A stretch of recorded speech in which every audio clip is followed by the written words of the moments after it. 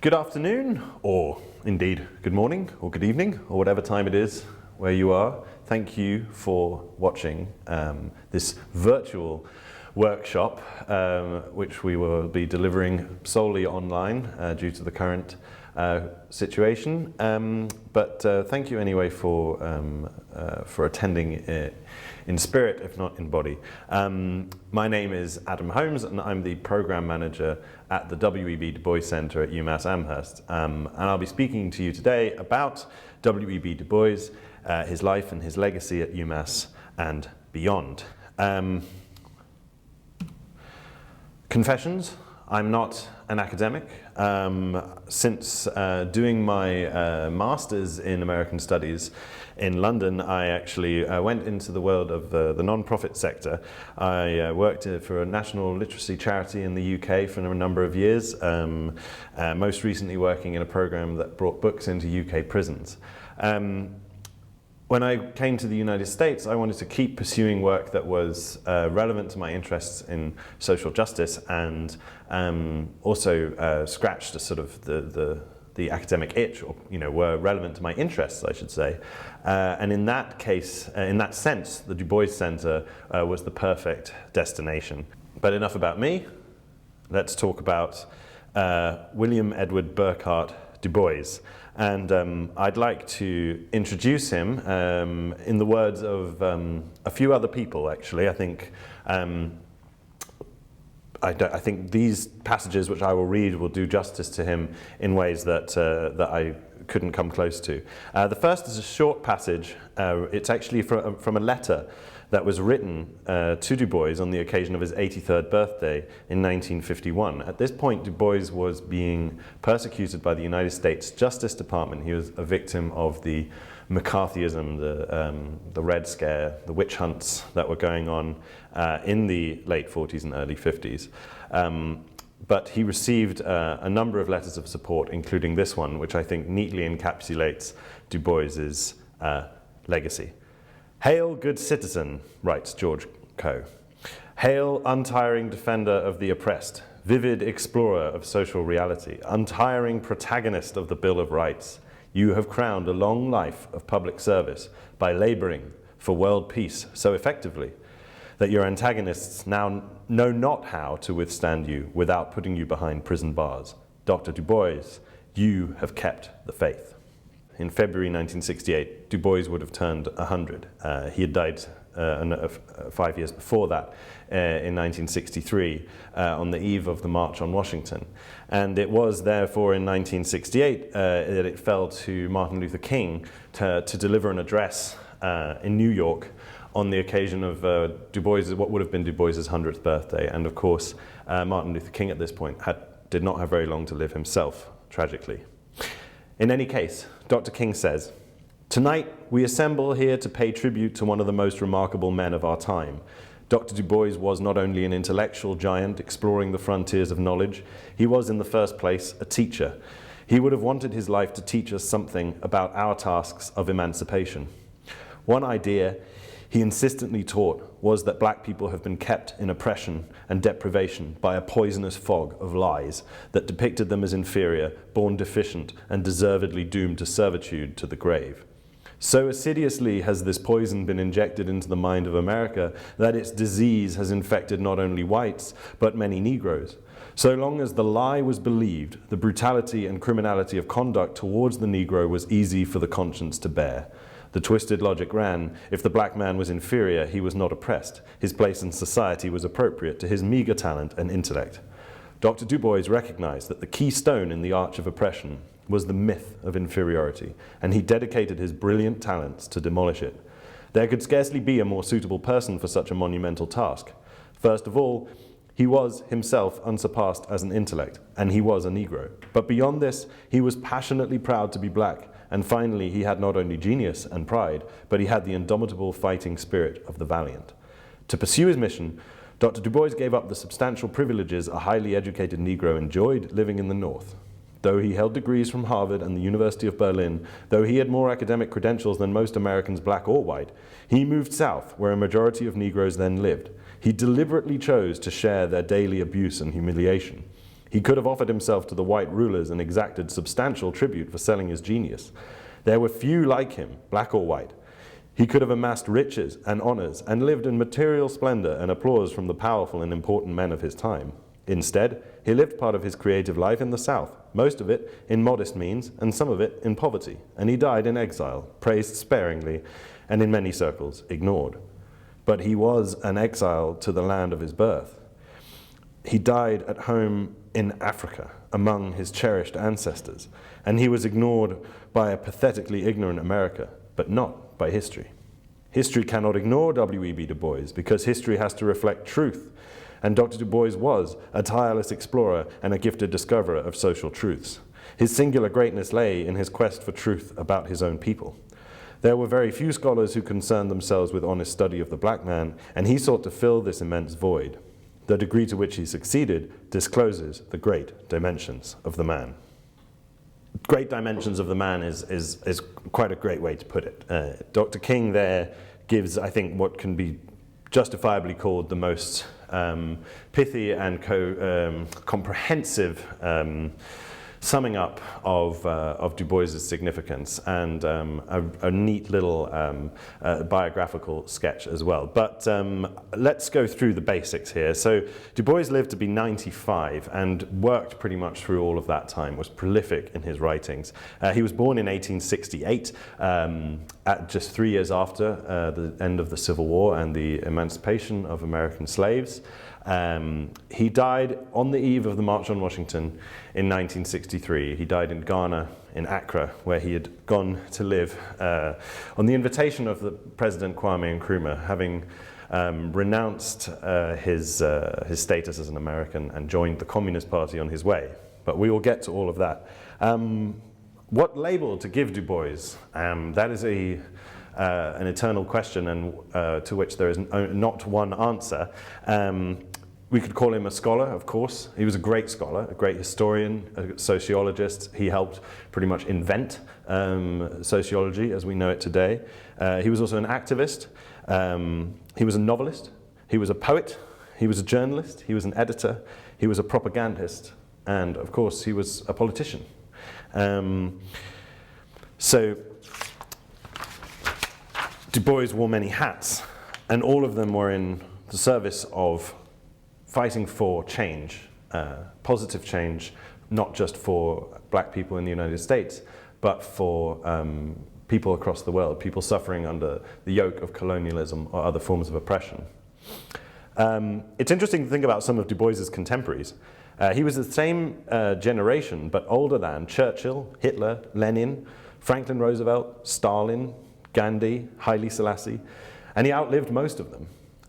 Churchill obviously lived to a couple of years longer. The brandy and cigars clearly kept him ticking over. In any case, Du Bois's sort of span of life is summarized quite neatly here by his great biographer, David Levering Lewis, whose papers are also in the archives of UMass Amherst.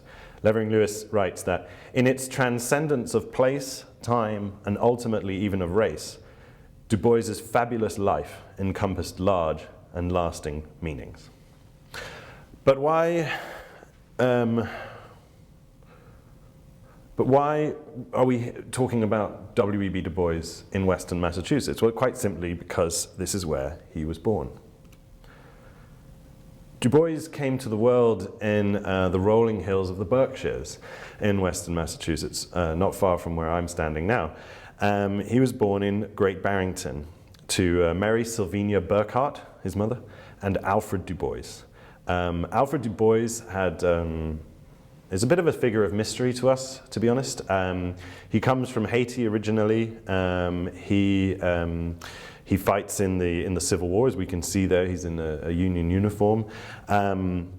But his background is somewhat murky, and he is the descendant of French Huguenots, and hence the French name, and of slaves of African descent in the Caribbean. Alfred Du Bois does not stay very long in Great Barrington. He does not necessarily run off, but there is some speculation that he's actually run out by Mary Sylvina's family, who didn't didn't like him, they didn't get on. So Du Bois very much grew up in a single-parent household, although he was surrounded by family throughout his childhood in Great Barrington. The Burckhardt family, the Black Burckharts as he called them, had been in the region for hundreds of years, and it's an often overlooked fact of New England history that there were black people both enslaved and free here from the moment that the New England existed as a concept. But obviously I mentioned the French pronunciation, and people might be wondering why it's Du Bois and not Du Bois. We don't have an answer as to why it's Du Bois, but we do know that Du Bois insisted on that pronunciation, and here we have a fragment of a letter which Du Bois was sent asking him to demonstrate how to pronounce his name, and he replies in his own hand at the bottom of this letter and sends it back. So this is pretty much as close as you get to having it from the horse's mouth. So Du Bois's career is, it's really intimidating and almost incomprehensible in its significance and in its scope. Let's start with him making his journey through higher education. So he leaves Great Barrington in 1885 to go to Fisk University in Nashville, Tennessee. He's able to go for two reasons, one of which is a sort of happy one and one of which is less so. The happy reason is that the local community essentially crowdfunds Du Bois's higher education. They pull together enough money so that he's able to afford the travel and the tuition. The sad reason is that Mary Sylvina dies at this time, and Du Bois felt prior to that, with her being in ill health, that he could not travel to pursue his education. So it was actually, rather tragically, his mother's death that allowed him to take that step into the world of scholarship. From Fisk in 1888, he goes to Harvard, our friends on the coast. It's not always a positive time for Du Bois at Harvard. He finds when he arrives that a number of the years that he's taken at Fisk are not actually considered valid by the establishment at Harvard. So he's forced to actually do his undergraduate degree again before he can pursue his master's and his PhD. So it's with some delight that he's able to leave Harvard in 1890 and complete his studies at the University of Berlin in Germany, where he is from 1890 to 95. And knowing what we know about Germany then and what Germany was to become in the early 20th century, one might suspect that it would be a question of Du Bois migrating from the frying pan to the fire. But for Du Bois, anyway, it was the contrary. He wrote that, quote, "Europe modified profoundly my outlook on life and my thought and feeling toward it, even though I was there but 2 short years with my contacts limited and my friends few." He goes on to say that, "In Germany, I found myself on the outside of the American world looking in. With me were white folk, students, acquaintances, teachers, who viewed the scene with me. They did not always pause to regard me as a curiosity or something subhuman. I was just a man of the somewhat privileged student rank, with whom they were glad to meet and talk over the world, particularly the part of the world whence I came." And Du Bois correcting my dates there. He was only there for 2 years, of course. He's not actually able to graduate from Germany. His fellowship runs out of funds, and he comes back to Harvard, where he finally finishes in 1895. He then goes and takes a job at Wilberforce in Ohio, where he meets Nina Gomer, who becomes his first wife. They marry in 1896. And from there, it is a swift transition to the University of Pennsylvania, where Du Bois conducts the field research for what would become the Philadelphia Negro, which is a pioneering work of urban sociology. You'll have to forgive skipping over this fascinating period, but we have, in the interest of time, we've got to move through it with some alacrity. From Philadelphia, Du Bois goes on to Atlanta. He arrives in 1897 to teach history and economics. And this is where he collects the data for the famous infographics that are shown at the Paris Exposition in 1900. He returns later to Atlanta in the 1930s and produced one of his masterpieces, Black Reconstruction in America. After leaving the world of academia, at least temporarily, he helps found the NAACP. He becomes editor of the Crisis magazine, the NAACP's mouthpiece, in 1910, and he is the editor until 1934 when he resigns over disputes with the board of the NAACP. He's invited back in 1944, but he resigns again in 1948. Du Bois and his colleagues did not always see eye to eye, but we'll get to that as well. To pick up the story with David Levering Lewis once more, he writes that Du Bois was the fearless editor of the Crisis, from whose thousands of heated pages scholarship, racial propaganda, visionary pronouncements, and majestic indignation thundered and flashed across Afro-America and beyond for a quarter of a century. In its peak year, the magazine had 100,000 subscribers. And it really is the Crisis magazine's editorial that Du Bois writes, and the fights he wages there, the propaganda he produces, which for Du Bois was not a bad word the way we think about propaganda now. He was really fighting in those pages to improve people's understanding of what was going on in America and the world, and to, tirelessly campaign for civil rights and indeed for peace, which is what it was also a very a crucial area that Du Bois saw, with 2 world wars happening in his lifetime and the Cold War reaching its zenith in his dying years, Du Bois could really see the necessity to campaign for global peace and to campaign against colonialism. He convenes several Pan-African and colonial conferences, and these happen in Europe and in America. But he also had a gift for a certain kind of showmanship. He puts on pageants. He participates in public debates, most notably in 1929, I believe it was, with Lothrop Stoddard, a famous white supremacist. And this debate was a subject of a very entertaining New Yorker article that came out last year. He's a global traveler. And as one of our fellows here at the Du Bois Center, Adam Dahl, has pointed out, we tend to have a very local focus on Du Bois, but he was indeed a global traveler and a citizen with a global focus, and he is revered often in other countries, much more than he is in the United States. In one of the sort of global focuses that Du Bois took in the 1940s, he could see he could see the significance of what was going to become the United Nations. And it's in 1945 that he travels to the San Francisco conference that brought about the founding of the UN on behalf of the NAACP. He tries unsuccessfully to get the UN, to get the nascent UN, to endorse racial equality and to bring an end to the colonial era. A lot of countries are willing, but somewhat predictably, Great Britain and the United States don't see any worth in writing those ideals into the UN Charter, so nothing comes of it. And as previously mentioned, he campaigns for peace unfashionably in the Cold War era in the 1950s and is persecuted for it. And eventually he renounces America, he moves to Ghana, becoming a communist on the way, which is where he dies.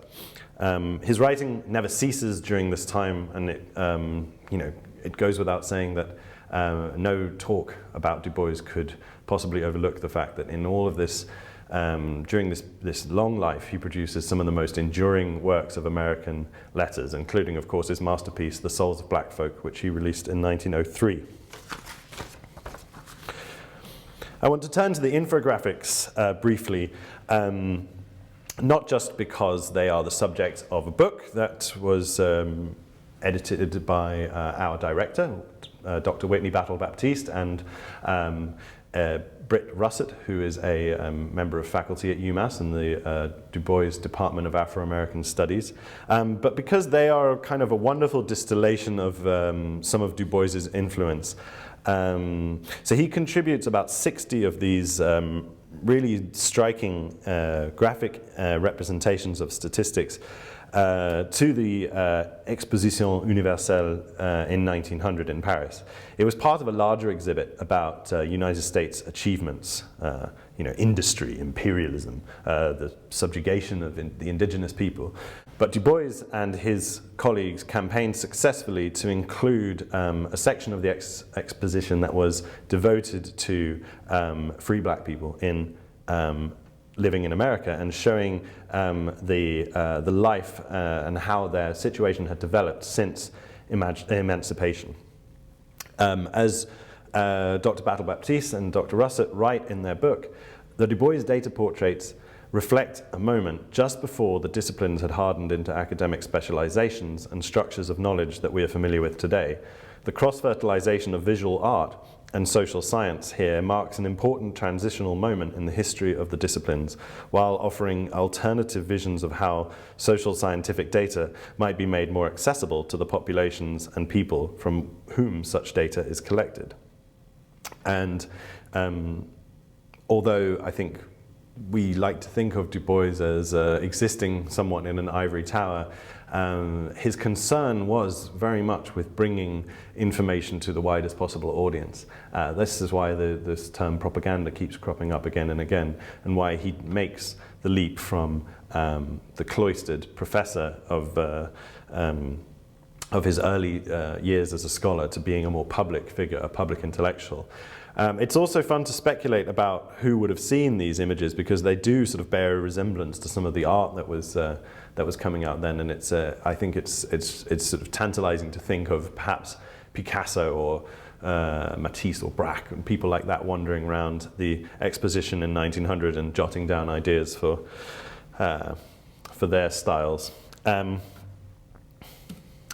In any case, we've seen how long Du Bois's career is, and although he writes, "I'm not worried about being inconsistent, what worries me is truth," in 1934 in The Crisis, I do think there is a marvelous consistence to Du Bois's writings, and I present here these two texts side by side. And in the first, which is called Credo, it is a sort of a prose poem that lays out Du Bois's beliefs, his philosophy of racial equality. It's released in 1904 and published in the Independent. Of course, Credo is also the name of the digitized archive here at UMass. And he sets out a number of arguments there that crop up again and again. It's almost like he's writing them in stone. And so as Du Bois's ideas develop, certain core values remain the same. As you can see in the second passage, I take my stand for peace, which is written in 1951. I want progress, I want education, I want social medicine, I want a living wage and old age security. I want employment for all and relief for the unemployed and sick. I want public works, public services, and public improvements. I want freedom for my people. Things that I'm sure many of us still want today. As I mentioned earlier, Du Bois wasn't always the easiest person to work alongside, and he had differences with some of the leading figures of his time, people who were fighting for the same values that he was.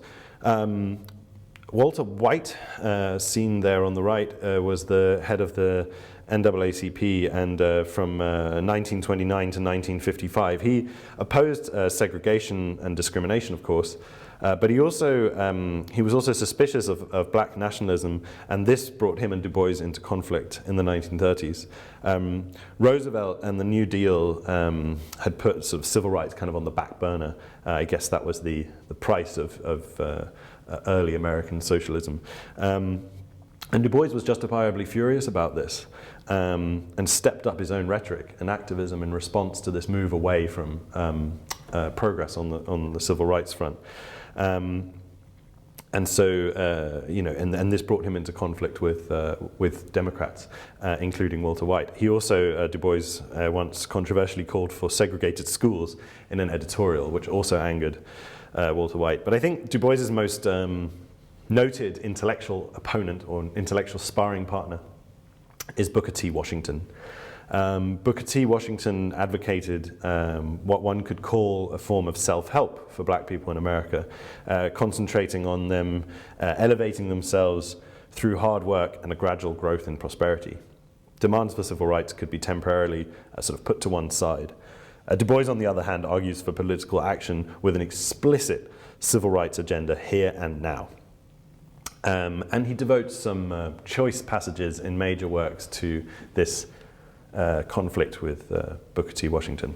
In The Souls of Black Folk, Du Bois writes, "So far as Mr. Washington preaches thrift, patience, and industrial training for the masses, we must hold up his hands and strive with him, rejoicing in his honors and glorifying in the strength of this Joshua called of God and of man to lead the headless host. But so far as Mr. Washington apologizes for injustice, North or South, does not rightly value the privileges and duty of voting, belittles the emasculating effects of caste distinctions, and opposes the higher training and ambition of our brighter minds, so far as he, the South, or the nation does this, we must unceasingly and firmly oppose them." And in 1910, Du Bois actually goes so far as to write an appeal signed by a number of his contemporaries, which is intended for European audiences, and it reads, "If Booker T. Washington or any other person is giving the impression abroad that the Negro problem in America is in the process of satisfactory solution, he is giving an impression which is not true. We say this without personal bitterness towards Mr. Washington. He is a distinguished American, and he has a perfect right to his opinion. But we are compelled to point out that Mr. Washington's large financial responsibilities have made him dependent on the rich charitable public, and that for this reason, he has for years been compelled to tell, not the whole truth, but that part of it which certain powerful interests in America wish to appear as the truth. Don't sugarcoat it, Du Bois, tell it like it is." But it's not all letters, editorials, and masterpieces of literature. Du Bois's life is marked by the racism that exists all around him in America, particularly in the South. And he feels the violence that's going on at the time that he's performing his work. He notices first the change, of course, when he migrates from the north to the south, and when he arrives at Fisk and he finds the famous bell that is rung or was rung there. Not to bring people to services or to assemble the students, but rather the bell was rung as a warning when the Klan, the Ku Klux Klan, were on their way. And later on, of course, in Atlanta, two very significant events happen both in 1899. There are, of course, race riots going on at this time. Du Bois is very, very aware of the ongoing lynching in the South, and he goes so far as to purchase a firearm, which he has to protect his family in case they should be attacked by a mob. But rather than being attacked by a mob, a different tragedy strikes the Du Bois family, and that is that Burkhart, their 18-month-old child of Nina and William, their first, Nina and W.E.B. Du Bois, their first child, dies, and one of the reasons for his death, aside from the fact that sanitary conditions are worse in the South, especially in the poorer areas in which the Du Bois family are forced to live, one of the reasons is that Burkhart cannot get access to the same kind of treatment that a white child would have been able to get. Had the Du Bois family still been living in Baltimore, where they were prior to this, they would have been able to go to the Jewish hospital, and Burkhart would have been able to get treatment there. It's unclear as to whether he would have survived. But what I think is clear, and what I think we can consider, is that in some ways, Burkhart's death is an extrajudicial killing. It is a kind of lynching, because the spirit behind denying health to, or medical treatment to black people is the same spirit behind their active murder by lynch mobs. This is an argument that was made recently by another one of our fellows, Freedom Bloom Orr, who spoke here in March, and you'll be able to see his lecture on our website. In 1899 also, a really key moment of clarity arrives for Du Bois, a kind of a revelation, when he's on his way to a newspaper office to address the topic of lynching in Georgia. But I'll let Du Bois tell the story. He says, at the very time when my studies were most successful, there cut across this plan which I had as a scientist, a red ray which could not be ignored. I remember when it first, as it were, startled me to my feet. A poor Negro in central Georgia, Sam Hose, had killed his landlord's wife. I wrote out a careful and reasoned statement concerning the evident facts and started down to the Atlanta Constitution office. I did not get there. On the way, news met me. Sam Hose had been lynched. And Sam Hose was lynched in front of a crowd of thousands. And he was brutally tortured, burned, and afterwards mutilated. Du Bois writes that they said that Sam Hose's knuckles were on exhibition at a grocery store farther down on Mitchell Street, along which I was walking. I turned back to the university. I began to turn aside from my work. I did not meet the editor of the Constitution. Two considerations thereafter broke in upon my work and eventually disrupted it. First, one could not be a calm, cool, and detached scientist while Negroes were lynched, murdered, and starved. And secondly, there was no such definite demand for scientific work of the sort that I was doing. This is Du Bois saying, what I'm doing here in the world of academia isn't enough. I can't just be a detached scientist. I have to go and do something more. I have to become an activist. I have to be a propagandist. And this leads him directly out of the world of scholarship, at least temporarily, into the world of public activism. And of course he founds the NAACP shortly thereafter. He, of course, is a tireless campaigner against lynching, and just 13 years later, in 1912, in an editorial, he writes what I think is one of the best, or one of the finest denunciations of the hypocrisy behind the way lynching was and arguably is talked about in America. He writes, "A favorite argument with shallow thinkers is, stop crime and lynching will cease.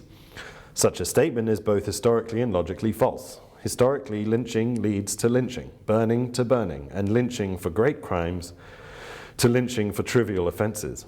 Moreover, lynching as practiced today in the United States is not the result of crime. It is the cause of crime on account of the flagrant, awful injustice it inflicts in so many cases on innocent men."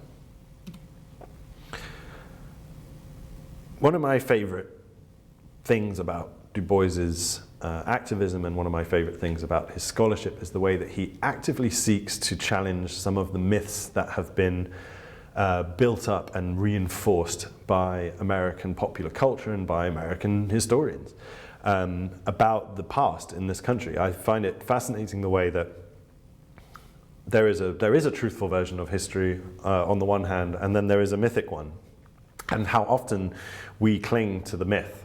This, by the way, I should say, is hardly a uniquely American phenomenon, but it does rear its head in this country, especially when we remember emancipation and the Civil War. But in any case, Du Bois really sort of takes hold of this as a key issue. And he writes in his great tome, Black Reconstruction, which was published in 1935, he writes, "If history is going to be scientific, if the record of human action is going to be set down with that accuracy and faithfulness of detail which will allow it use as a measuring rod and guidepost for the future of nations, there must be set some standards of ethics in research and interpretation. If, on the other hand, we are going to use history for our pleasure and amusement, for inflating our national ego, and giving us a false but pleasurable sense of accomplishment, then we must give up the idea of history either as a science or as an art using the results of science, and admit frankly that we are using a version of historic fact in order to influence and educate the new generation along the way we wish. It is propaganda like this that has led men in the past to insist that history is, quote, lies agreed upon. and to point out the danger in such misinformation. It is indeed extremely doubtful if any permanent benefit comes to the world through such action. Nations reel and stagger on their way. They make hideous mistakes, they commit frightful wrongs, they do great and beautiful things, and shall we not best guide humanity by telling the truth about all this, so far as the truth is ascertainable?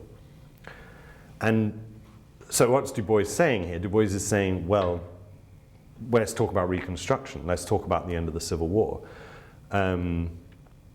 Where are the wronged parties? Is it the slave owners and their crumbling mansions, or is it the newly freed populations of black people throughout the South?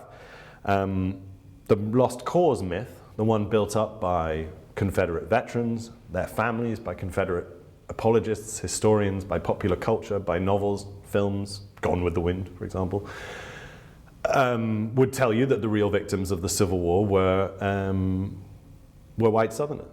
And that in many ways slavery was a fine system and a system in which many benefited. And this is not an exaggeration. There is plenty of history written, frighteningly recently that will bolster this opinion. There is plenty of myth in the way we remember the Civil War. Du Bois identified this and was horrified by it. He attended a memorial to the famous anti-slavery freedom fighter, terrorist, you decide, John Brown. So in 1932 at Harper's Ferry, West Virginia, the NAACP placed a plaque to memorialize John Brown. They had to amend the wording on the insistence of the local college, Storer College. And Du Bois gave a speech that I think encapsulates a lot of his ideas about how he wants to tackle these myths that have been built up about the Civil War and about emancipation. He writes, "I've been reading again the last few days the history of emancipation, what men said and what men did. As you know, and as students in school ought to know, there has been a concerted effort to minimize the part which Negroes themselves took in the emancipation of slaves." He goes on, "We've been rewriting recently the history of the United States. And the children here in Storer College, and you who are larger children, and the children throughout the United States, are being taught that after all, slavery was not evil, that everybody connected with it was good, that everybody was trying to do the right thing, but unfortunately the wrong thing was done. So that all we have to remember is the right that people wanted to do, and not the wrong that they did. And I was trying to aim a blow at that lie. I know there are people who believe in the lost cause, people who suffered in the Civil War just as much as those who won. Nevertheless, their cause was lost, and it ought to have been lost. And it does not make a difference what the Daughters of the Confederacy say here or elsewhere. It remains eternally true that you cannot make the defense of human slavery heroic. There is no way in which you can write history so as to make it heroic." I mean, it is no surprise that Black Reconstruction is over 800 pages long. Du Bois is taking aim at one of the most entrenched ideas at that time, the idea of the brotherly struggle between a white North and a white South, the late unpleasantness, as it was referred to. He's taking a blow. He's aiming a blow, and to use his words, at this lie of the idea of a noble South that fought for something higher than a oligarchical system that relied on slave labor, on a slave society. He's aiming a blow at the kind of memorializing that results in Stone Mountain outside of Atlanta, where you have huge depictions of Robert E. Lee and Jefferson Davis carved in rock. He's aiming a blow at the blue-gray reunions that see handshakes across what were formerly battle lines between exclusively white soldiers. He is trying to foreground the fact that, yes, this was a war about the national crime of slavery, and that crime is still in effect in the form of racial apartheid, in the form of lynching, and in the fact that the country as a whole, North and South, is still aligned in opposition to the idea of black equality. Anyway, that's all very pessimistic, so I want to turn now to Du Bois himself and he's going to give a little message of hope. So he recorded some autobiographical musings towards the end of his life that are now that were with Moses Ashe, and these were recorded as part of the Smithsonian Folkways series. So I'm going to see if I can play here for you some of Du Bois's musings about where the future of activism might lie. So this is Du Bois speaking to Moses Ashe about young people in, this would be the mid to late 1950s, and about where some of his hopes lie for civil rights in America. Lately, I have been encouraged by the fact that the young people, the students, have resumed leadership, which I was afraid that they had given up during the McCarthy era. I spoke at several institutions. I spoke at Princeton and Chicago, and I think the University of Illinois, quite a number, but the students didn't respond. They seemed to me awfully dull. And I just made up my mind that this was an age where we were not going to have the inspiration of the young. And now, suddenly, without any encouragement on my part, and little encouragement on the part of others, comes this sit-down, where the students have put their finger on a very important point. The Negro problem, of course, is a problem of mob violence and of disfranchisement and of injustice in the courts and of difficulties of getting decent jobs. It's all that. But in addition to that, the Negro problem is a series of little meannesses which are really unimportant, that help nobody, and yet which all of the Negroes have to meet, and which most of them simply meet and say nothing. I mean the fact that you go downtown shopping, you can't get a sandwich or a cup of coffee. There are towns down there where you can't sit in the park. You can't go to the movies, or if you do go, you have to go to a very unpleasant place up at the top. All sorts of things of that kind which have been going on, and which in my day we simply said, well, gracious, we've got to stop people being murdered if they can't get a cup of coffee. That's a little thing. But the students put their finger on that, and they fought, and it was hard fighting. I went down to North Carolina and saw some of them and heard the story of what they'd been doing. And they've kept it up. And it's really a part of a worldwide movement of students. The students in Turkey who made it impossible for Mr. Menderes to give his welcoming speech to NATO, to the tremendous revolution in South Korea, where they got rid of a scoundrel, and of other student movements, and then of course of the great awakening of Africa. Well, that gives me a good deal of satisfaction. Evidently, the older people like myself are not needed just now. There are younger people who are going on and doing their own thinking, and I congratulate them upon it. They don't need any advice from me. Perhaps I need some from them. So, that was Du Bois's life. Du Bois's writings, Du Bois's attitude to history, Du Bois's philosophies as an activist. As I said, we had to skim over it. Some bits I focused on, perhaps more than others. But I encourage everyone to keep reading Du Bois, keep thinking about Du Bois, keep accessing Du Bois, because there's almost no subject on which he doesn't offer wisdom and doesn't increase knowledge. And of course, one of the greatest resources for engaging with Du Bois is through the W.E.B. Du Bois papers housed here at UMass Amherst, in fact housed 3 floors above me in the library, also named for Du Bois. Of course, you can't access them physically now because the library is, and the rest of campus is closed to the public, but they are all available online.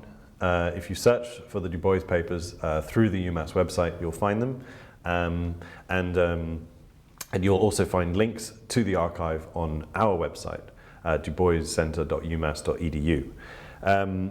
The papers, which will be celebrating their 40th birthday in the fall, they were dedicated in 1980 at a ceremony which Lerone Bennett gave the keynote address at. Lerone Bennett rightly said that the papers give Du Bois a kind of immortality. In his words, Du Bois is still on the case in the papers. He went on to say in his magnificent dedication, which you can listen to, which is also archived in audio form, he says, "This is no ordinary dedication, for Du Bois was no ordinary man. One of the greatest activists and seers of the 20th century, Du Bois was also one of the most maligned and misunderstood men of the 20th century. Because he refused to bite his tongue, because he demanded light and air for all the peoples of the world, because he demanded full and total and immediate equality for black people and poor white people, he was harassed and persecuted and arrested, and a massive attempt was made to write him out of history. We cannot be true to W.E.B. Du Bois or to the Du Bois collection or to ourselves if we do not begin this day by remembering with shame the ordeal of W.E.B. Du Bois. We cannot be true to truth if we do not end this day by remembering with joy the triumph of W.E.B. Du Bois, for he rose above his persecutors like an eagle in the air. And when historians come 100 years from today to set down the names of men in our times who served freedom and peace and truth, the name of W.E.B. Du Bois will be at or near the top." And the story of how the papers came to UMass is a fascinating one and a long one, and one to which I'm not the best person to tell that story, but where someone who is our scholar in residence, Dr. Philip Luc Sinitier, who has given a magnificent talk about the making of the Du Bois legacy, both here and in Great Barrington. This talk will also be made available through our website, and I encourage you to watch that, because it is absolutely fascinating, the journey that the Du Bois papers make from Africa to America, and the decisions that lead to them finding a home at UMass. So too is the decision to name the library after Du Bois. This was done in 1994. This was not an uncontroversial decision at the time, sadly. Du Bois's name was still carried the taint of communism, and perhaps also I think you can surmise that there was some opposition to naming such a large and important structure after a black man from certain quarters. In any case, the archives here are an incredible resource. I will present 3 of my favorite artifacts from them. The first is a letter from Mahatma Gandhi to Du Bois in 1929, which I just think is a wonderful sort of both. It shows really the sort of intellectual and political circles in which Du Bois moved.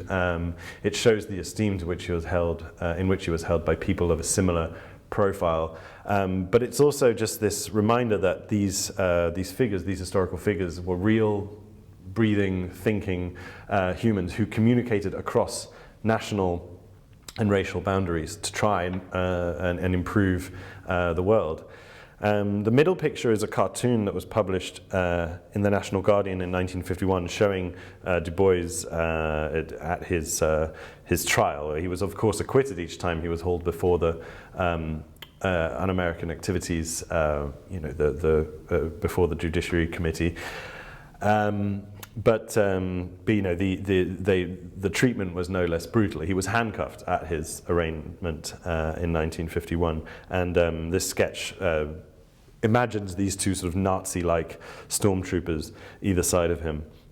And finally, I like this picture on the right, not just because the Du Bois and his second wife, Shirley Graham, and their friend are practicing social distancing and being outside, but also because this is a photo from London, where I grew up, at Du Bois in Highgate Cemetery at the grave of Karl Marx. But great to back to Massachusetts now. Great Barrington you can scarcely underestimate the importance of Great Barrington to Du Bois himself, even though he spent, relatively speaking, such a small portion of his life there. The memories he carried, though, from his childhood were so important. He wrote of the home site that he grew up in on the edge of Great Barrington, of the house of the Black Burkharts, as he called it. He wrote, "It was a delectable place, simple, square, and low, with the great room of the fireplace, the flagged kitchen half a step below, and the lower woodshed beyond. Steep, strong stairs led up to sleep, while without was a brook, a well, and a mighty elm." He writes some of his most romantic and descriptive passages about Great Barrington, and obviously this the significance of this place was not lost on his friends and on his and those nearest to him. He writes, "After a lifetime away from Great Barrington, riding near on a chance journey, I suddenly was homesick for that house. I came to the spot. There it stood, old, lonesome, empty. It seemed to have shrunken timidly into itself. It had lost colour and fence and grass, and up to the left and down to the right, its sister homes were gone. Then of a sudden, somebody whose many names and places I do not know sent secret emissaries to me on a birthday which I had firmly resolved not to celebrate. And they said, by telegram, 'The house of the Black Burkharts is come home again. It is yours.' They had quite simply bought the property for Du Bois as a 60th birthday present. Whereat, in great joy, I celebrated another birthday and drew plans, and from its long hiding place I brought out an old black pair of tongs. Once my grandfather, and mayhap his, used them in the great fireplace of the house. Long years I've carried them tenderly over all the earth, but when the old fireplace rises again from the dead on Egremont Plain, its dead eyes shall see not only the ghosts of old Tom and his son Jack and his grandson Othello and his great-grandson, me, but also the real presence of these iron tongs resting again in fire worship in the house of the Black Burkharts." The house is no longer standing, but we here at UMass have conducted a number of archaeological surveys and found some of these artifacts, not of course the tongs, but things similar to them that bespeak this life that was lived there by generations of black people, including of course the Burkhart family. We've also made some rather curious finds, one of which is a fragment of a teacup from that was originally made in Germany, and it's actually rather tantalizing to think that that this teacup could actually have been brought and deposited there by Du Bois himself in adulthood. As we know, he spent time in Germany, and he would go on picnics at the home site. With his second wife, Shirley Graham, and with Nina before her, of course. So it's possible, we don't know for sure, that Du Bois may have broken a teacup and that the fragment could have ended up on the site, so that almost 50 years after he lived there as a child, he had brought back another artifact from his own life. And then we, of course, found it decades later. In any case, the very real fact is that Du Bois continued to make plans for the house. He continued to visit it, but it never came to fruition. But it was dedicated as a historic site in 1969, and Shirley Graham Du Bois, who could not attend the ceremony, nevertheless wrote that no act of memory would have pleased him more.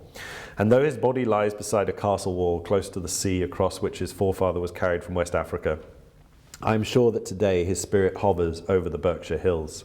Circumstances do not permit me to be with you on this auspicious day, but my thoughts are with you. As soon as it's possible, joyfully shall I travel to Great Barrington and once more walk over this site and along these lanes, and I know I shall not walk alone. And as I mentioned, over the past 3 decades, archaeologists from UMass Amherst have been conducting extensive investigations at the home site in Great Barrington. In 2012, there was a field school at the historic site to assess the extent and integrity of the material landscape, specifically with regards to the lives of the family who resided in the spot for over 130 years. And this was led in part by our director, Dr. Whitney Battle-Baptiste. The